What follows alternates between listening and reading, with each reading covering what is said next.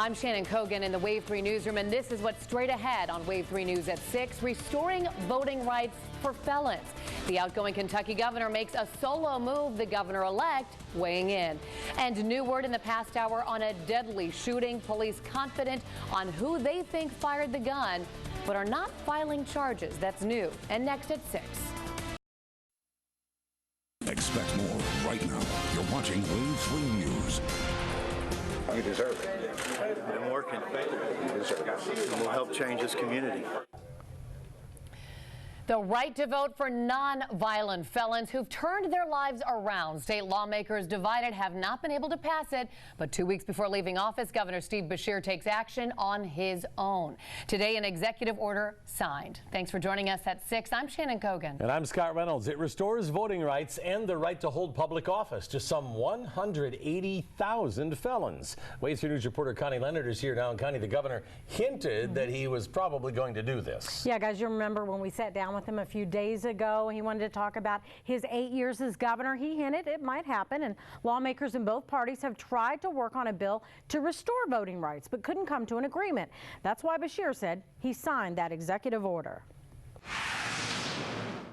We wanted to know what Governor-elect Matt Bevin thought about the executive order, and his staff told us, quote, Governor-elect Bevin has said many times that the restoration of voting rights for certain offenders is the right thing to do. We were notified of the executive order by Governor Beshear's staff only a few minutes before the announcement, and were not provided a copy of the executive order until after the press conference. The executive order will be evaluated during the transition period. Now, by the way, those getting out of jail or off probation can get a restoration certificate automatically. Those who've been out for a while can fill out a form online or at any probation or parole office. Connie Leonard, Wave 3 News. Thanks, Connie. A mother of three, two not even school age, gone for almost 2 weeks before police say her family reported her missing. And tonight, the investigation of the Oldham County woman's death spans several counties. As Wave 3 News reporter Gordon Boyd found out, troopers have located and just in the past couple of hours identified her body. 3 men she knew accused now of killing her.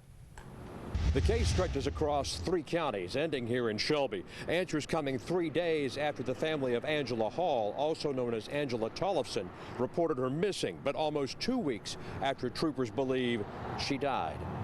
They're not saying which of the suspects led them to the body, only that the information came hours before the arrest. Long and Downey face arraignment here in Shelby County. They're being held in Carroll County.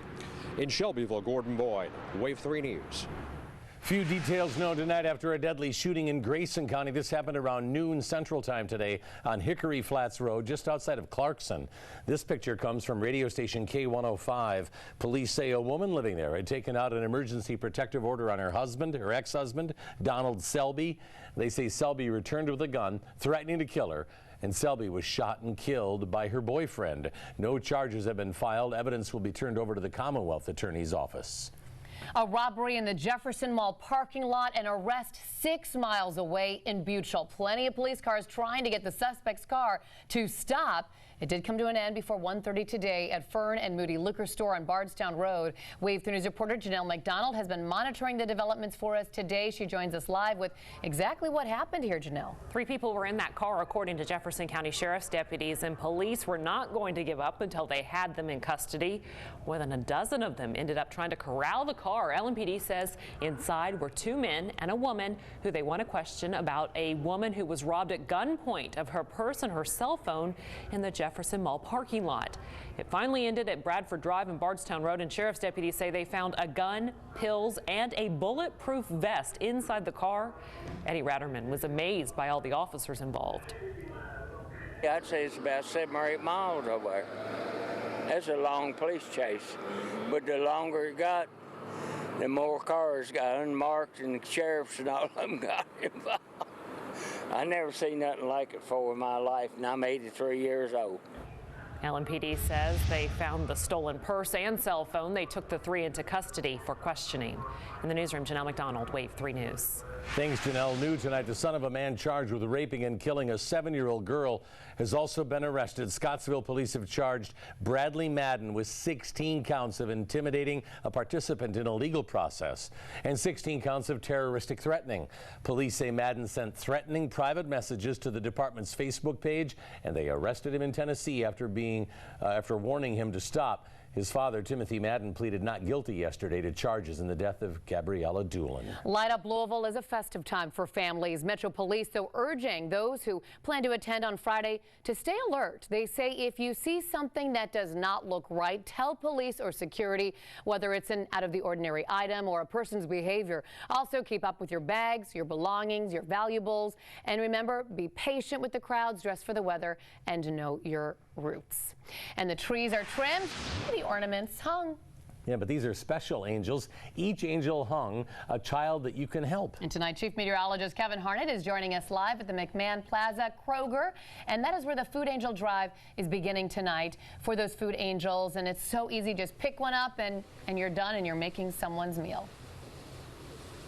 Yeah, and the deal with that is they're at all area Kroger stores. The angels that you select are angels from the neighborhood, so they're going to stay where you are. So if you're picking one up down in E-Town folks are the ones benefiting. Bardstown, same story. Southern Indiana, you get the idea. I picked up a couple of my favorite things. Pies, the pumpkin pie, the derby pie, that's easy to do. But the fact with the Food Angel is you don't have to come in and buy the food. You just pick up the angel. It's a $25 tax-deductible gift. The things just like these pies in my arms that we take for granted at our Thanksgiving and Christmas dinners, something some folks wouldn't have without your help. So if you have a chance, grab one for the holiday season. It'll make you feel pretty good. Thanks, Kevin. A group that works to resettle refugees challenging Indiana's governor. That issue now heading to court with both sides weighing in next tonight. And right now in Louisville, there is a rally taking place downtown. It's to show compassion for immigrants. One city, one families with that sign says we'll take you to there next. You're watching Wave 3 News at 6, always streaming live on wave3.com. We've got schedules for all the holiday display celebrations that you could take part in across Wave Country. Right now, a rally to show solidarity with those around the world dealing with terror attacks and those around the world who now call Louisville home. There's so much going on in the world right now, and this is an effort by Mayor Greg Fisher tonight calling for compassion. Wave News reporter Casey Cunningham has been covering this event for us tonight live. It's at Jefferson Square Park, and what are they doing there? Well, Shannon, everyone here is gathered with candlelight, singing America the Beautiful. I mean, you cannot get much more moving than candlelight and America the Beautiful. So it is just a wonderful event out here. But Mayor Greg Fisher has recently put his support behind the refugee program here in Louisville. He's calling on the community now and asking them to get behind the idea that Louisville can be a welcoming and compassionate city, but also be safe. So tonight there's members of different faiths here, different community members, all sorts of people coming out to promote the idea that Louisville is a welcoming and encouraging city.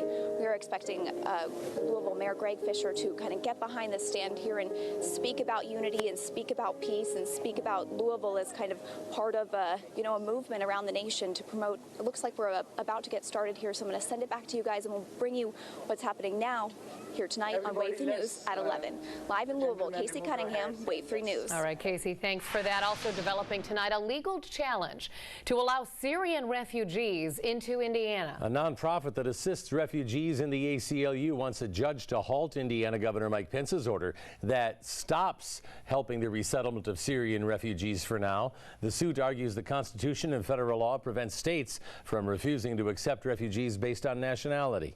These are people that the U.S. handpicks to be resettled here. They don't pick everyone who wants to be resettled in the United States. Less than 1% of refugees ever get resettled in a third country. The objective here was just to hit a pause button with respect to our refugee policy. Even the president's own director of the FBI indicated that we don't have good intelligence on the Syrian refugees.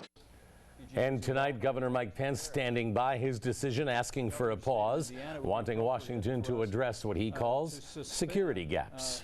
It is the top award given by a president to a civilian. Still ahead, a former Indiana congressman among those getting that high honor tonight. And another thing some folks will be getting tonight will be the Salvation Army angel trees. They're food angels at the area Kroger stores. We're going to talk about that and put the details into the Thanksgiving Day forecast and the rain chance that follows coming up.